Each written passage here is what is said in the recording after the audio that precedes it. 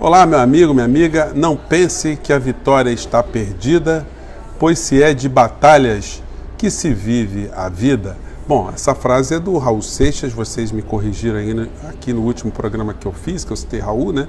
Mas foi assim, nosso programa não é editado, né? Então vou lembrando, vou colocando para vocês. E hoje a motivação do nosso papo tem a ver um pouco com filosofia, mas uma filosofia concreta, né? É muito engraçado. Quando a gente fala de filosofia, muitas pessoas pensam que a posição do filósofo é simplesmente de proferir algumas ideias e não sair do imobilismo, né? Bom, isso pode ser o retrato da filosofia antiga. A filosofia mais moderna, ela exige que a gente una a teoria à prática, né? Teoria à praxis. E é por isso que eu vim para cá. Eu acho que na medida que eu sou um sujeito da vida real e também procuro contribuir com alguns pensamentos, por que não ampliar cada vez mais essa conexão com muitas pessoas, né? Até porque, gente, depois que eu vi o que estava acontecendo no Brasil, o tumor maligno que se espalhou entre muitas pessoas pensantes e que vieram para a internet, eu falei, não, vamos tentar aqui funcionar como uma injeçãozinha, um remédiozinho no meio desse corpo que está muito adoecido e tem algumas pessoas funcionando como algum tipo de anticorpo, né, no meio dessa história. Bem, gente, eu tive conversando com alguns amigos contemporâneos, desde a época de faculdade, alguns são classe média alta, empresários também, e me impressiona como essas pessoas estão ganhas pelo mal. E eu tento entender o que está acontecendo com essas pessoas para a gente tentar ampliar cada vez mais debates e levar o maior número de pessoas para um eixo racional de novo, né? Muitas pessoas acreditam ainda no governo Bolsonaro, apesar de terem instrução, formação, berço, né? As pessoas acreditam não por razões objetivas, mas porque elas querem torcer para que as coisas deem certo. Mas só torcida não adianta, gente. Quando você analisa o que tem à nossa volta no plano econômico, a gente percebe que o Brasil está aprofundando a sua dependência e o seu modelo colonial, modelo de ser uma colônia, melhor dizendo, né? Se você pegar dois países como referência, você pegar o Haiti e pegar a Coreia do Sul, para sair dos países tradicionais, e a gente vê que tipo de política econômica que o Brasil está praticando e para que lado que ele nos aproxima mais, se é da Coreia do Sul ou do Haiti, olha, qualquer pessoa vai chegar à conclusão que nós estamos indo muito aceleradamente em direção ao Haiti. A desindustrialização, a falta de educação, o desinvestimento em educação, em saneamento básico, em cultura, de uma maneira geral, em infraestrutura. Então a gente vai a perda de direitos sociais, perda de direitos trabalhistas, a perda de direitos previdenciários, enfim. Nós estamos jogando grandes massas de brasileiros para o Haiti. E a Coreia do Sul está lá do outro lado. A gente demoraria muito tempo para reverter essa situação. Infelizmente, em países como o nosso, a gente acaba caindo na mão de estelionatários formados fora do Brasil, normalmente formados nos Estados Unidos, que ocupam as pastas de economia décadas a fio.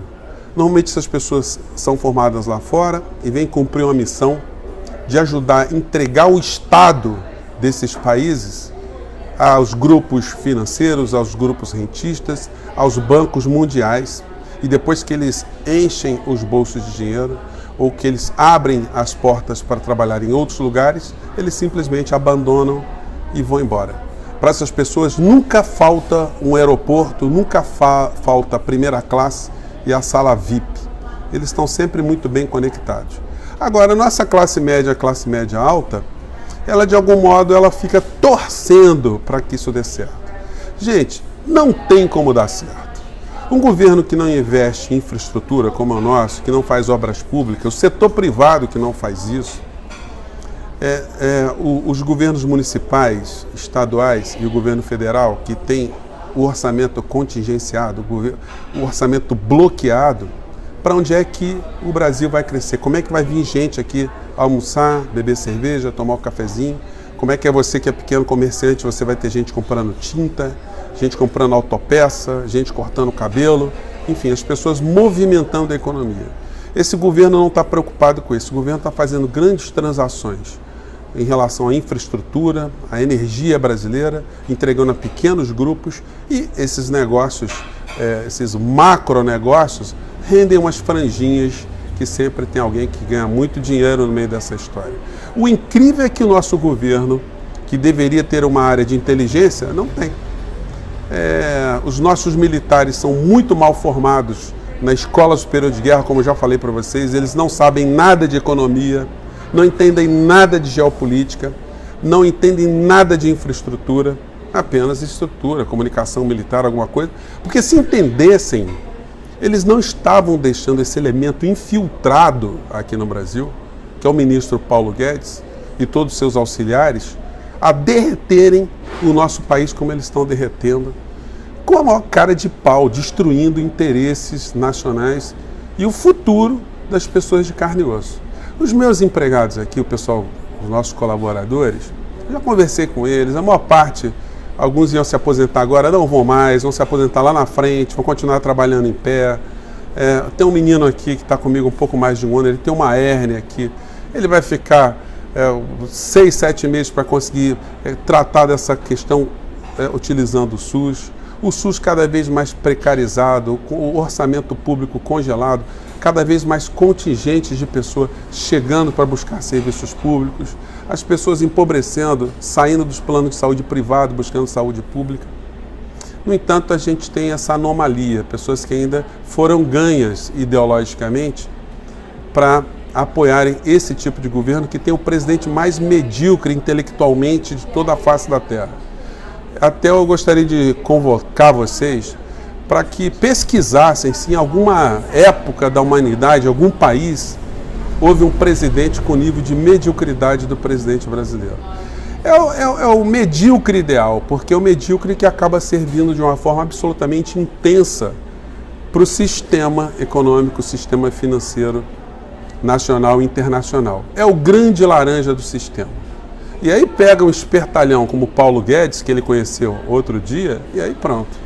É que nem aquela piada do português e do peixe, né? O português que ficou muito tempo de frente para o aquário, tentando domesticar o peixe, daqui a pouco o português estava mexendo com os lábios, né? O português é que estava mais parecido com o peixe. Então, esse tipo de situação que está acontecendo aqui no nosso país.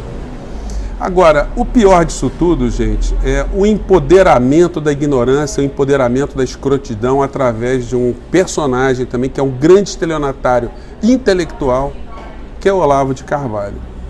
Esse homem ele funcionou como o pior tumor maligno que contaminou tantas pessoas pela internet que estão espalhando essa metástase comportamental. Do que eu estou falando? Antigamente, quando a gente estava na escola, na universidade, você discutia as ideias no plano da educação, no plano do companheirismo, do respeito mútuo, de uma maneira geral, que foi um processo civilizatório, né, da humanidade. Aí surge uma figura como essa, que começa a introduzir como método o xingamento, o desrespeito, o aviltamento de reputações, o ataque a pessoas, a agressão à honra das pessoas. Isso foi se disseminando. Então muita gente entra aqui no Portal do José e começa a me xingar, acha que me chamando de comunista, esquerdista, esquerdopata, petista, cirista, tudo quanto é ista, né? Que essas pessoas estão de alguma maneira me ofendendo. Olha, não estão não, sabe por quê? Porque eu tenho a leitura que você é produto dessa ideologia do mal que te pegou. Você está se comportando, quando você tem esse comportamento agressivo, justamente como querem que você se comporte. E você fica gastando energia com as pessoas que são do seu nível social e você não percebe como nós estamos na mão de estelionatários que estão entregando o nosso país com o seu aplauso. Gente, o Brasil não tem a menor chance de ter um crescimento em 2020. Se você é pequeno empresário, se você depende de dinheiro circulando, o dinheiro vai circular, mas não vai circular para você não. Esse governo não tem esse tipo de preocupação. É um governo antissocial, antipatriótico, é um governo anticivilizatório. E como eu disse a vocês, depois você não encontra mais nenhuma dessas criaturas. Todos eles, a gente tem gente que passou aqui pelo Brasil, que está morando fora do Brasil. Não vou ficar citando o nome, mas tem aos montes. O ministro da Argentina agora no governo Macri, acabou o governo, caiu em desgraça, ele pumba, foi embora. Mas ele foi embora com a fortuna de 217 milhões de dólares. Isso aconteceu no Chile, com Pinochet, depois de ter como um cupim comido o Chile todo, com apoio do ministro nosso aqui, o Paulo Guedes, essa figura, né? Que também é um grande mentiroso, é um grande ilusionista, é um grande sedutor, né, de incautos, que acabam batendo palmas justamente para o ser mais entreguista da história do Brasil. Então eu dou o benefício da dúvida até para o presidente da República. Ele não sabe o quão ele está sendo laranja. Ele pode ter uma noção, ele acha que está irritando a esquerda. Mas mais do que isso, ele está se prestando a ser o maior lacaio da história que o Brasil vivenciou durante toda a sua existência. Gente, eu vou ficando por aqui. Espero muito que nosso programa, vozes como a nossa, chegasse às pessoas mais simples do nosso país. Mas elas também estão sendo bombardeadas, gente. Se as pessoas que têm mais acesso à instrução, muitas estão ganhas para essa ideologia do mal, esse empoderamento da ignorância, as pessoas mais simples elas ficam muito mais indefesas porque os grandes meios de comunicação corrompem o cérebro dessas pessoas. A programação ela é cada vez mais vulgar, cada vez mais ela provoca menos reflexão, cada vez mais ela conforma mais as pessoas, cada vez mais ela deixa as pessoas sem esperança, sem perspectivas. A dramaturgia sempre mostra que 90% da sociedade é um espaço formado por pessoas escrotas, sem princípios, vigaristas, trapaceiros, traidores, desonestos. E as pessoas ficam bombardeadas com esse tipo de linguagem, de pensamento que vai corroendo por dentro, né? E passam cada vez mais a não acreditar em organizações, em partidos políticos, em associativismos, em associações de moradores, em associações estudantis, em sindicatos, na organização partidária, na política como um meio de melhorar a vida das pessoas. Então ninguém presta. Aí a gente tem as religiões que pegam franjas dessa sociedade, que não tem a leitura que a situação concreta do homem é modificada primeiramente pelo próprio homem. Então essas pessoas acham que seus problemas estão muito mais no campo espiritual. Alguns estelionatários se apoderam de estruturas de igrejas para fazerem política e também ganharem muito dinheiro.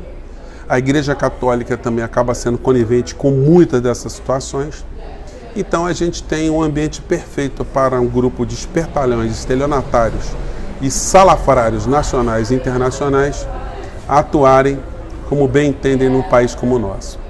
Então, gente, olha, se eu puder dar um recado sempre, como faço aqui, no sentido de tentar conversar com as pessoas que estão raivosas, estão usando como método de conversa a agressão, para dizer para essas pessoas que elas são as principais vítimas dessa engrenagem toda, na medida que todos nós estamos indo rumo ao Haiti, mas pelo menos parcela da sociedade não vai poder dizer que foi enganada. Algumas pessoas estão conscientes do que está acontecendo e é contra esse caminho trágico que a gente ocupa espaço como esse que eu estou ocupando aqui. Tá bom, gente? Grande abraço, se inscrevam aqui no nosso portal, compartilhem nosso vídeo, utilizem como vocês quiserem, tá bom? Um grande abraço, até o próximo vídeo. Tchau!